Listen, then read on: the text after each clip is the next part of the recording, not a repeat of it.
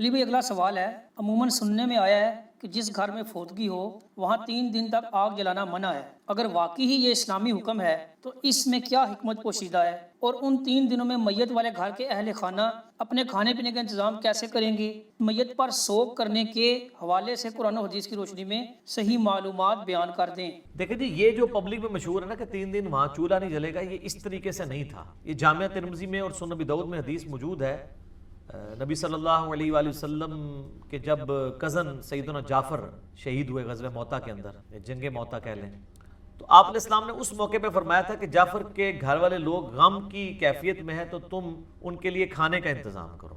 ظاہر ہے جس گھر کے اندر میت ہوگی ان کے لیے پھر باقی معاملات کو لے کے چلنا مشکل ہو جائے گا۔ یہ عوام میں جو مت مشہور ہے نا کہ 3 دن وہاں چولہا نہیں جلنا چاہیے، یہ واجب ہے کہ قریبی رشتہ دار ادھر کھانا بھیجیں گے، یہ اس طریقے سے نہیں ہے۔ بہتر تو یہی ہے کہ قریبی رشتہ دار دیں کہ وہاں کھانا نہ پکایا جائے۔ سوگ کا تعلق کھانے کے ساتھ نہیں ہے، سوگ کا تعلق زینت کرنے کے ساتھ ہے۔ اب اس گھر کے اندر چولہا تو نہ جل رہا ہو، ٹی وی چل رہا ہو، اس کے اوپر وہ گانے بھی چل رہے ہوں یا گانوں والے اشتہارات چل رہے ہوں، تو وہ کون سا سوگ ہو رہا ہے؟ سوگ کا تعلق ہے کہ زینت کی کوئی چیز اڈاپٹ نہیں کرنی، جو بخاری مسلم میں آتا ہے، نبی علیہ السلام فرمایا جو عورت اللہ اور یوم آخرت پہ ایمان رکھتی ہے اس کے لیے حلال نہیں ہے کہ وہ کسی بھی میت پہ 3 دن سے زیادہ سوگ کرے سوائے اپنے خاوند کے۔ 4 مہینہ 10 دن کرے گی جو سورۃ البقرہ میں ہے، اور وہ بھی اگر وہ پریگننٹ ہے تو وہ وضع حمل ہونے کے بعد اس کا سوگ آٹومیٹکلی ختم ہو جائے گا، چاہے وہ پہلے ہو جائے چاہے وہ 5-6 مہینے بعد، اس کی عدت اور سوگ دونوں ختم ہو جائیں گے۔ بخاری مسلم میں حدیث موجود ہے۔ باقی یہ عورت کے لیے آیا تو یہ مردوں کو بھی اسی میں شامل کیا گیا۔ عورت کے لیے اس لیے کہ عورت زیادہ سوگ کرنے میں ماسٹر ہوتی ہیں، رونے میں، چیخنے میں، اس لیے عورت کو ایمفسائز کیا گیا، مرد بھی اس میں شامل ہے۔ یہ نہیں ہے کہ یہ عورت سوگ کرے گی اور مرد نہیں کرے گا۔ حتیٰ کہ مسلم شریف میں آتا ہے کہ ایک عورت تھی، اس کا خامن فوت ہو گیا تو اس کی آنکھوں میں مسئلہ تھا، تو وہ اس کی ماں اجازت کے لیے آئی کہ یہ سرما لگا لے، تو نبی صاحب نے اجازت نہیں دی، آپ فرمایا نہیں سرما نہیں لگائے گی۔ حتیٰ کہ بخاری مسلم میں آتا ہے جب وہ اس طرح نبی علیہ السلام تک چیزیں اس طرح کی پہنچتی تھی تو پھر آپ علیہ السلام پھر کہتے تھے کہ یار زمانے جاہلیت میں تو تمہاری عورتیں 1-1 سال اپنے خامدوں کے اوپر اتنا سوگ کرتی تھی کہ وہ گھر کی کوٹری سے باہر نہیں نکلتی تھی۔ باقاعدہ ان میں ایک رسم تھی، وہ بکری پھر وہاں گھسائی جاتی تھی اور پھر وہ بکری بھی مر جاتی تھی، پھر اس کی وہ مینگنیاں جو پتہ نہیں کیا کر کے، تو وہ پوری ایک رسومات ہیں جو بخاری مسلم میں ہے۔ حضور نے فرمایا کہ تمہیں اللہ تعالیٰ نے اس سے چھڑا کے 4 مہینے 10 دن پہ لے گئے ہیں تو اب تم اس سے بھی بھاگ رہی ہو۔ ٹھیک ہے، سوگ کرے گی اور سوگ کے دوران وہ گھر سے باہر نہیں نکلے گی، زینت نہیں کرے گی۔ یہ نہیں کہ کھانا پینا چھوڑ دے گی یا داماد سے پردہ کرنا شروع کر دے گی۔ بھائی ان لوگوں سے پردہ بعد میں بھی ہے سوگ میں جن سے سوگ سے پہلے بھی تھا، کسی ایکٹیویٹی میں حصہ نہیں لے گی، اور جس گھر میں فوتگی ہوئی ہے اگر وہ وہاں پہ ہے وہ وہیں پہ اپنا سوگ کرے۔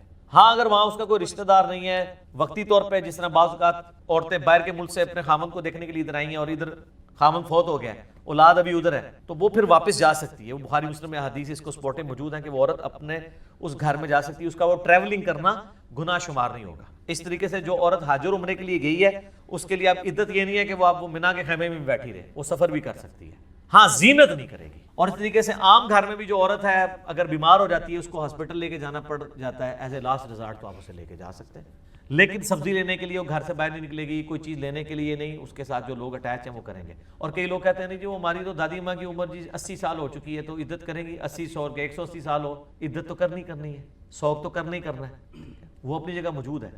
تو یہ جو کھانے کا تعلق اس وجہ سے کہ وہ کنڈیشن کیٹاسٹرافک ہے، ورنہ اگر وہ گھر میں چولہا جلا لیتے ہیں تو کوئی حرام نہیں ہے، کسی حدیث کے اندر اس کی ممانعت نہیں آئی ہے۔ اور ویسے بھی آپ کیا چولہا تو آپ ویسے ہی نہیں لوگ جلاتے ہو، دیگ منگوانی پڑ جاتی ہے، اتنے رشتہ دار آ جاتے ہیں، تو چولہا تو ویسے آج کل کو نہیں جلتا، چائے وغیرہ کے لیے جلتا ہوگا، ادروائز تو اتنے رشتہ دار آئے ہوتے ہیں کھانا منگوانا پڑ جاتا ہے۔ بلکہ ابھی تو 40ویں کے باقاعدہ کارڈ چھپنے شروع ہو گئے ہیں، اخبارات میں تو اشتہارات پہلے آتے تھے، کارڈ بھی چھپتے ہیں۔ ایک اس طرح کی بدعات اور رسومات نے ایک غریب آدمی کا تو جینا مرنا ہی مشکل کر دیا، جینا تو مشکل تھا، مرنا بھی مشکل کر دیا، کئی ایک ایشوز کے ساتھ جو ہے نا وہ اٹیچ ہوئے ہیں۔ اچھا سوگ میں یہ یاد رکھیے گا کہ یہ 2 ٹرمز ہیں، سوگ اور عدت، اس کو سمجھ لیں۔ عدت ہے متعلقہ عورت، عدت کہتے ہیں ایسا پیریڈ جس میں وہ نیا نکاح نہیں کر سکتی۔ جو عورت طلاق یافتہ ہے قرآن میں اس کی عدت آئی ہے 3 طہر، یعنی 3 دفعہ حیض آ کے وہ پاک ہوگی آلموسٹ 90 دن، وہ بھی اس صورت میں کہ جب اسے طہر میں پاکیزگی میں طلاق دی گئی ہو، اس لیے پاکیزگی میں طلاق دینی چاہیے، حیض میں دی گئی تو آپ کو اس کو رجوع کرنا پڑے گا اور وہ طلاق شمار ہوگی۔ بیوہ عورت کی عدت جو ہے وہ ہے 4 مہینے 10 دن، بیسیکلی وہ اس کا سوگ ہے، یہ سورۃ البقرہ میں آیا ہے، بخاری مسلم میں ڈیٹیل موجود ہے۔ اب متعلقہ اور بیوہ دونوں کے کیس میں اگر عورت پریگننٹ ہے تو جب تک اس کی اولاد پیدا نہیں ہوتی اس کی وہ عدت چلتی رہے گی، وہ نیا نکاح نہیں کر سکتی حتیٰ کہ وہ بچہ پیدا ہو، پھر وہ 40 دن وہ والے گزر جائیں آلموسٹ جو ہوتے ہیں، پھر وہ نیا نکاح کرے گی۔ اور اس میں لیکن ایک اللہ نے آسانی دی ہے کہ ویسے تو 4 مہینہ 10 دن ہے سوگ، یہ 3 مہینے کی عدت ہے، لیکن اگلے دن اس کی پریگنینسی ڈکلیئر ہو کے مطلب وہ ڈلیوری ہو جاتی ہے، پھر وہ 3 مہینے والی سوگ یہ عدت ختم، 4 مہینہ 10 دن والا بھی سوگ ختم، کیونکہ اب اللہ نے اس کو خوشی دی ہے، اب اس خوشی کو ویل کرے گی۔ ابو داؤد ترمذی ابن ماجہ میں آتا ہے کہ جس عورت نے خلا لیا ہے اس کی عدت 1 مہینہ ہے۔ یہ بعض اوقات لوگ یہ پوچھ رہے ہوتے ہیں کہ جی وہ دیکھیں جی 5 سال ہو گئے ہیں میاں بیوی آپس میں ملے نہیں ہیں، تو اب آ کے تنسیخ نکاح ہوا ہے تو اب بھی عدت کرے گی؟ جی عدت کرے گی، کیوں نہیں کرے گی؟ اگر خلا لیا تو 1 مہینہ کرے گی، اور 1 مہینے کی سٹارٹنگ اس وقت ہوگی جب خلا ہوا ہے، چاہے 5 سال سے ملے یا نہیں ملے۔ اسلام جو ہے نا وہ ایسے رولز بناتا ہے جس میں فول پروف ہوں، کل کو کوئی مسئلہ بن گیا پھر تو یہ معاملہ فول پروف رکھا گیا ہے۔ 5 سال چھوڑ کے 10 سال کی ناراضگی ہے، جب وہ طلاق دے گا اس دن سے عدت شمار ہونا شروع ہوگی اور پھر آگے کے دن شمار کیے جائیں گے۔ تو یہ جو سوگ کے والے سے کہا گیا نا گھر میں چولہا نہیں جلنا، تو یہ سوگ کا یہی طریقہ ہوگا 3 دن تک کے لیے۔ باقی اس میں جو دعائیں آئی ہیں انا للہ و انا الیہ راجعون اللہم اجرنی فی مصیبتی واخلف لی خیرا منہا، اور دعائیں آئی ہیں میت کے لیے، آپ دعائیں مغفرت کر سکتے ہیں۔ باقی یہ جو 30-40 قرآن پڑھ کے بخشنا اس کی کوئی اصل نہیں ہے، ویسے آپ نے دعا کرنی ہے، ہاتھ اٹھا کے بھی کر لیں، کوئی حرج نہیں۔ بخاری مسلم میں نبی الاسلام نے ایک صحابی کے مرنے کے بعد یوں ہاتھ اٹھا کے دعا کی تھی کہ بغلوں کی سفیدی بھی نظر آئی، کیونکہ آپ نے اوپر چادر لی تھی نیچے تہمت تھی، تو جواز ہے، قبر پہ بھی جا کے دعا کر سکتے ہیں۔ یہ ایک ڈیٹیل طرف ٹاپک ہے، مسئلہ 74 میرا اصالہ ثواب کے اوپر ریکارڈڈ موجود ہے۔ باقی سوگ کے حوالے سے میں نے آپ کو بتا دیا کہ 3 دن سے زیادہ سوگ نہیں ہے۔ اس کو میں کنکلوڈ کرتا ہوں اس حدیث کے اوپر، بخاری مسلم دونوں میں موجود ہے۔